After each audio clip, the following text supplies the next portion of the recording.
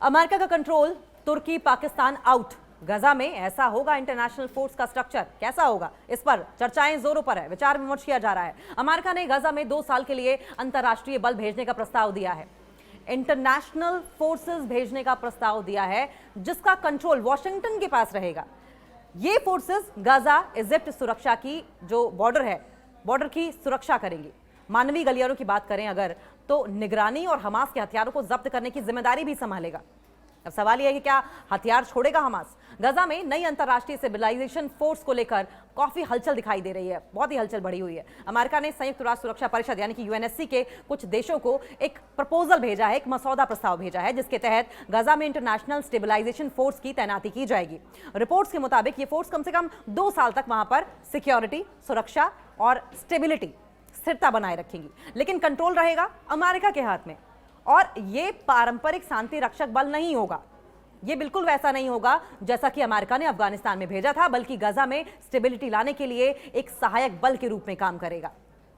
तुर्की और पाकिस्तान के लिए क्या दरवाजे बंद हो गए हैं? सवाल यह भी है। सूत्रों के मुताबिक इस फोर्स के स्ट्रक्चर में तुर्की और पाकिस्तान को बाहर रखा गया है। तुर्की के विदेश मंत्री हाकान फिदान ने सोमवार को गजा की किसी भी अंतर्राष्ट्रीय बल की तैनाती के लिए यूएन सुरक्षा परिषद की मंजूरी जरूरी होने की बात कही।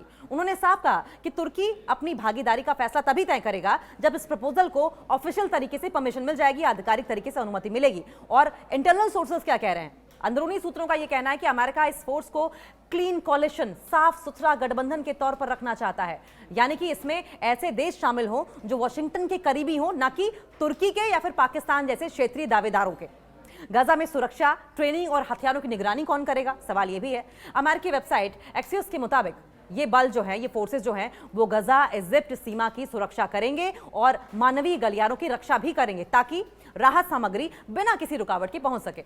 ये पारंपरिक शांति रक्षक बल नहीं होंगे, बल्कि एक सहायक स्टेबिलिटी के स्थिरीकरण बल की तरह काम करेंगे, यानी कि फील्ड में ऑपरेशन करेंगे, लेकिन सीधा सीधा शासन नहीं संभालेंगे। इनका शासन पर, सत्ता पर कोई कंट्रोल नहीं होगा।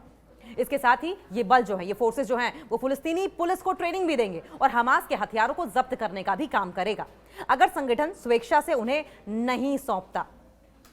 हमास को तुरंत निरस्त कर सकता हूं, अब ट्रंप की ओर से यह धमकी दी गई है। एक तरफ ट्रंप बातचीत की बात करते हैं, डायलॉग की बात करते हैं, वहीं ये भी धमकी देते हैं कि मैं तुरंत के तुरंत उनके वेपन्स छीन सकता हूं। हालांकि ये कोई बड़ी बाट नहीं है कि कॉन्ट्राडिक्टरी स्टेटमेंट्स डोनाल्ड ट्रंप की ओर से दी जाती रही है। वो डबल स्टैंडर्ड्स हमेशा से दिखाते रहे हैं, अपने स्टेटमेंट्स को दोहराते रहे हैं या फिर यू टर्न लेते रहे हैं अपने स्टेटमेंट से। अमेरिकी राष्ट्रपति डोनाल्ड ट्रंप ने सीबीएस को दिए इंटरव्यू में दावा किया है कि गजा में सीज फायर बहुत ही मजबूत है, युद्ध विराम बहुत ही मजबूत है, और अगर हमास ने बेहतर व्यवहार नहीं किया, अच्छे से बिहेव हमास ने नहीं किया, तो उसे तुरंत खत्म किया जा सकता है। तो क्या हमास को ये डोनाल्ड ट्रंप की धमकी समझी जाए कि अगर आप हमारे अकॉर्डिंग नहीं चले तो हम तुम्हें नेस्तनाबूद कर देंगे? ट्रंप ने यहां तक कहा कि मैं चाहूं तो हमास को तुरंत निरस्त कर सकता हूं, डिवेपनाइज कर सकता हूं।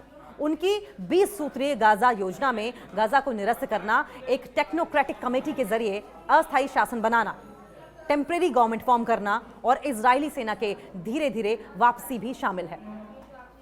हमास और इजराइल दोनों अब कड़े तेवर दिखा रहे हैं। हमास झुकने को तैयार नहीं है, ईरान इजराइल है कि बाज आने को तैयार नहीं है। हमास ने अमेरिका के प्रस्ताव पर सख्त प्रतिक्रिया दी है। संगठन का कहना है कि हथियार लौटाने का मुद्दा सिर्फ फिलिस्तीनी सर्वसम्मति से तय होगा। अगर फिलिस्तीन चाहेगा तभी हमास हथियार छोड़ेगा, नहीं तो कोई दबाव नहीं काम करेगा। वहीं इजरायली प्रधानमंत्री बेंजामिन नेतन्याहू ने साफ साफ कहा है कि उनका जो टारगेट है, उनका जो लक्ष्य है, वो गजा को डीमिलिटराइज जोन यानी कि गैर सैन्य क्षेत्र बनाना होगा, ताकि भविष्य में वहां से किसी तरह का खतरा ना रहे। वहीं 10 अक्टूबर से लागू सीज फायर समझौते के, युद्ध विराम समझौते के तहत अब तक हमास ने 20 डेड बॉडीज लौटाई हैं, जबकि इजराइल ने समझौते के तहत हर एक इजरायली के बदले 15 फिलिस्तीनी शव जो हैं, 15 फिलिस्तीनी डेड बॉडीज जो हैं, वो लौटा दी हैं।